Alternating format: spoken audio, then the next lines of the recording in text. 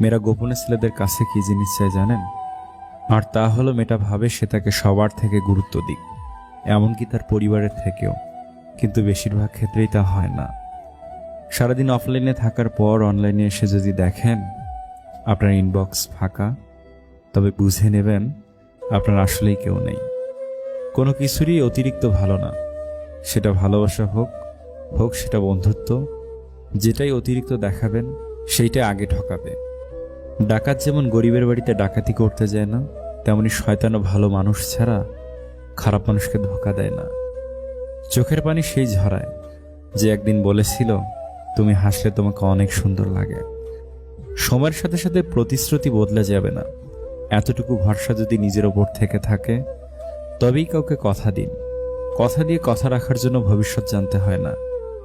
মানুষের চাওয়া একটু সময় নষ্ট হলেও দেখবেন।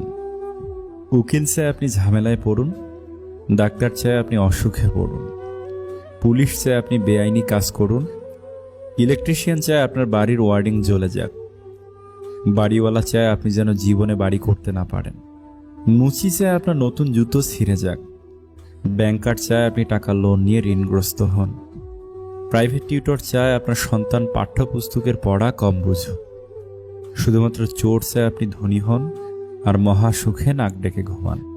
অতএব চোরে আপনার প্রকৃত বন্ধু প্রমাণিত। তিনটি জিনিসের ওপর ভরসা করা ঠিক নয়: নদীর পাড়ের বাড়ি, ব্রেক ছাড়া গাড়ি, ঘর ছাড়া নারী। তিনটি জিনিস একবার আসে: মাতা পিতা, সৌন্দর্য, যৌবন।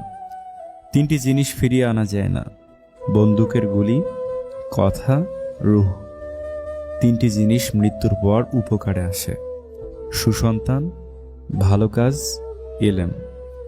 তিনটি জিনিস সম্মান নষ্ট করে: চুরি, চগলখুরি, মিথ্যা। তিনটি জিনিস পিছনে রাখো: হিংসা, অভাব, সন্দেহ। তিনটি জিনিসকে সর্বদা মনে রেখো: উপদেশ, উপকার, মৃত্যু। তিনটি জিনিসকে আয়ত্তে রেখো: রাগ, জিহ্বা, মন।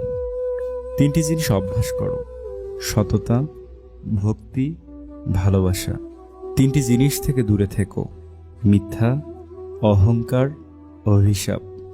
তিনটি জিনিসকে চিন্তা করে ব্যবহার করো: কলম, কথা, কদম। মানুষের জীবনে চাওয়ার কোনো শেষ নেই। নিজের সবটুকু উজাড় করে দিলেও তার কাছে কম মনে হবে।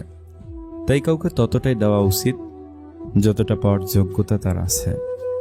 নিজের উন্নতিতে এতটাই সময় দাও যে অন্যের বদনাম করার মতো সময় যেন তোমার কাছে না থাকে।